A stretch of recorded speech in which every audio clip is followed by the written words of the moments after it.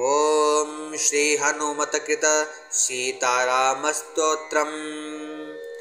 अयोध्यापुरनेतारं मिथिलापुरनायिकां राघवाणामलङ्कारं वैदेहानामलङ्क्रियां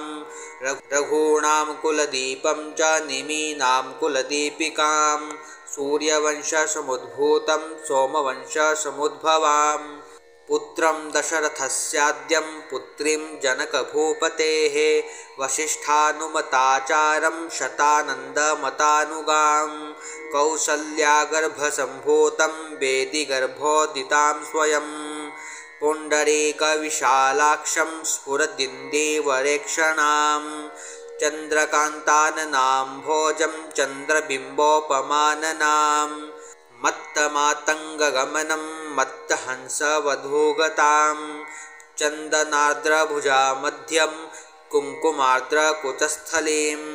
चापालङ्कृतहस्ताब्जं पद्मालङ्कृतपाणिकां शरणागतगोप्तारं पाणिपादप्रसादिकां कालमेघनिभं रामं कार्तस्वरसमप्रभां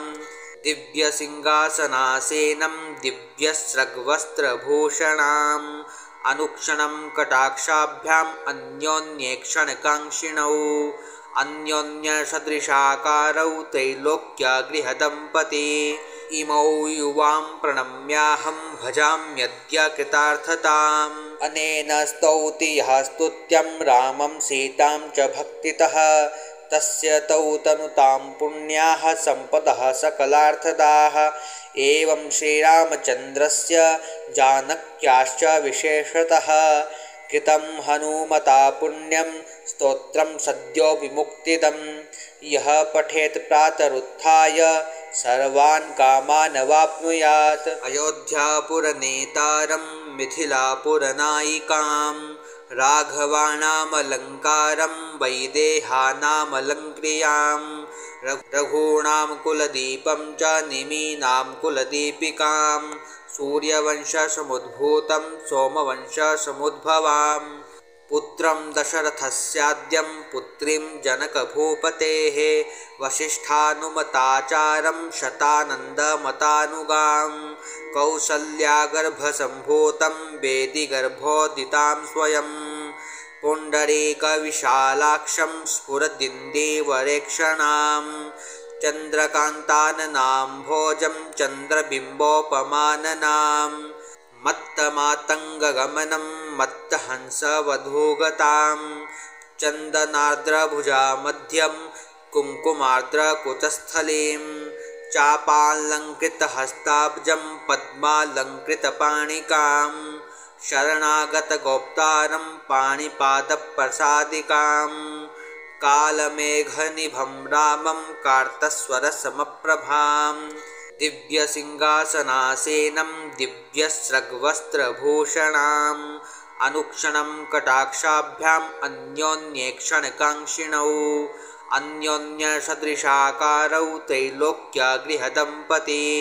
इमौ युवां प्रणम्याहं भजाम्यद्य कृतार्थताम् अनेन स्तौति यः स्तुत्यं रामं सीतां च भक्तितः तस्य तौ तनुतां पुण्याः सम्पदः सकलार्थदाः एवं श्रीरामचन्द्रस्य जानक्याश्च विशेषतः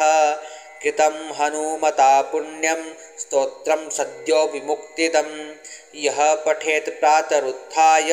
सर्वान् कामान् वाप्नुयात् अयोध्यापुरनेतारं मिथिलापुरनायिकां राघवाणामलङ्कारं वैदेहानामलङ्क्रियां रघूणां कुलदीपं च निमीनां कुलदीपिकां सूर्यवंशसमुद्भूतं सोमवंशसमुद्भवां पुत्रं दशरथस्याद्यं पुत्रीं जनकभूपतेः वसिष्ठानुमताचारं शतानन्दमतानुगां कौसल्यागर्भसम्भूतं वेदिगर्भोदितां स्वयं पुण्डरीकविशालाक्षं स्फुरदिन्देवरेक्षणां चन्द्रकान्ताननाम्भोजं चन्द्रबिम्बोपमाननां मत्तमातङ्गगमनं मत्तहंसवधूगतां चन्दनार्द्रभुजा मध्यं कुङ्कुमार्द्रकुचस्थलीं चापालङ्कृतहस्ताब्जं पद्मालङ्कृतपाणिकां शरणागतगोप्तारं पाणिपादप्रसादिकां कालमेघनिभं रामं कार्तस्वरसमप्रभां दिव्यसिंहासनासीनं दिव्यस्रग्वस्त्रभूषणाम्